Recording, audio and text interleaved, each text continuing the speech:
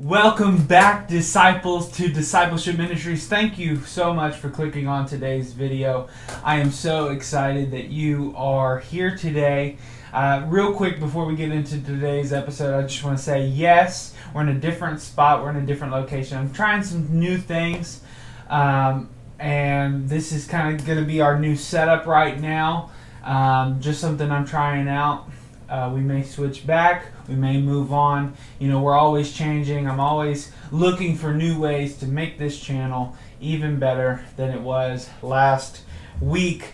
So I know we've been on a little bit of a hiatus, and I apologize for that. I've just had a lot of stuff going on personally, so I haven't had time to sit down and really focus on doing these videos. But I was thinking the other day, I want this to be a prosperous thing. I'm looking for this tree to be fruitful for you guys. I want this community to grow stronger. I want people to hear about God and learn the stories of the Bible, and us to really just disciple in Him. And for that to bear fruit, for this tree to bear fruit, I truly believe that I've got to do my part. So I am, like I said, I know I was on a little bit of a hiatus, but I am back. We are back, and we're going to kick off even better than we were, 2 weeks ago. It was probably the last time I uploaded, when we left off though. But I'm super excited. We are continuing with our Joseph series, The Life of Joseph, Story of Joseph, however you want to name it.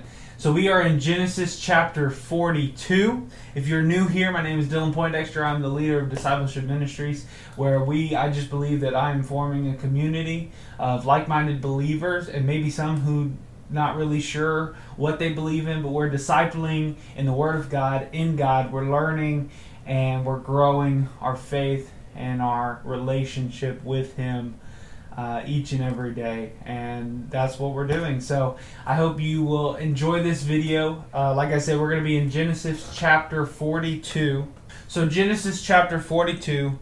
When Jacob learned that there was grain in Egypt, he said to his sons, "Why do you keep looking at each other?" He continued, "I have heard that there is grain in Egypt. Go down there and buy some for us, so that we may live and not die."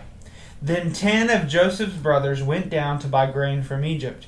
But Jacob did not send Benjamin, Joseph's brother, with the others, because he was afraid that harm might come to him. Jacob was in a place where he's already lost his son Joseph. And Benjamin, being Joseph's brother, the youngest, he's very protective. When you lose a child like that, so abruptly that Jacob lost Joseph, you're very protective of the other ones, right? So Israel's sons were among those who went to buy grain, for there was famine in the land of Canaan also. Now Joseph was the governor of the land, the person who sold grain to all its people. So when Joseph's brothers arrived, they bowed down to him with their faces to the ground. As soon as Joseph saw his brothers, he recognized them, but he pretended to be a stranger and spoke harshly to them. "Where do you come from?" he asked. "From the land of Canaan," they replied, "to buy food." Although Joseph recognized his brothers, they did not recognize him. Then he remembered his dream about them and said to them, "You are spies. You have come to see where our land is unprotected." "No, my lord," they answered. "Your servants have come to buy food. We are all the sons of one man. Your servants are honest men, not spies." "No," he said to them. "You have come to see where our land is unprotected." But they replied, "Your servants were 12 brothers, the sons of one man, who lived in the land of Canaan. The youngest is now with our father, and one is no more." So they're saying, hey, Benjamin's with dad. We don't know that, they don't know that that's Joseph, but that's Joseph. And he knows them, right? So, and the one is no more. So they're being honest, there's a dead kid in the mix. Joseph said to them, "It is just as I told you. You are spies, and this is how you will be tested. As surely as Pharaoh lives, you will not leave this place unless your youngest brother comes here. Send one of your number to get your brother. The rest of you will be kept in prison, so that your words may be tested to see if you are telling the truth."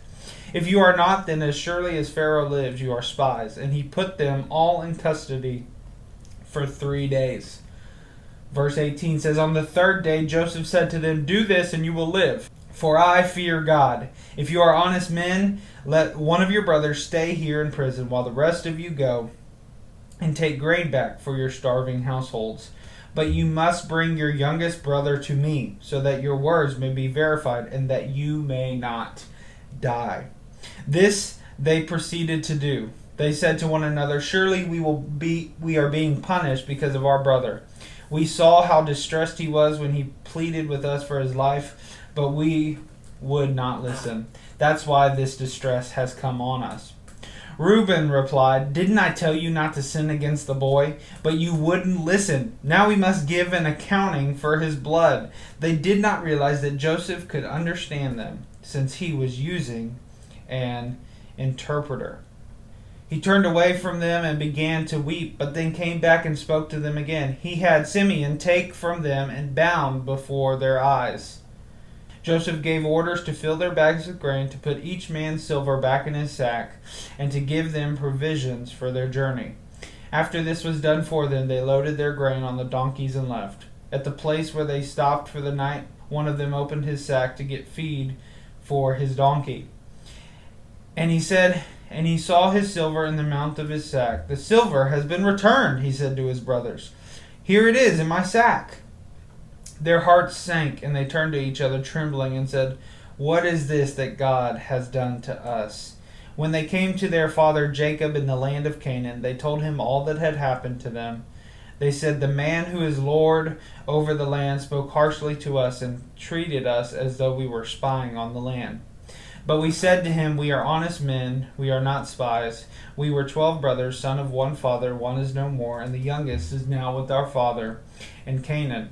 Then the man who is Lord over the land said to us, This is how I will know whether you are honest men.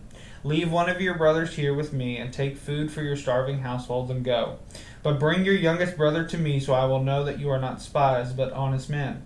Then I will give your brother back to you, and you can trade in the land. As they were emptying their sacks, there in each man's sack was a pouch of silver.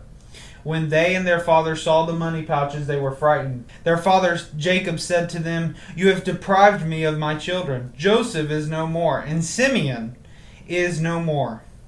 And now you want to take Benjamin? Everything is against me. So Jacob's like, Look, Joseph's dead. Simeon, they are in the custody of what we know as Joseph, right? And Jacob's like done. He's like, You have cost me everything. Will I not lose a third child because of you? Then Reuben said to his father, You may put both of my sons to death if I do not bring him back to you. Entrust him to my care, and I will bring him back. But Jacob said, My son will not go down there with you. His brother is dead, and he is the only one left. If harm comes to him on the journey you are taking, you will bring my gray head down to the grave in sorrow.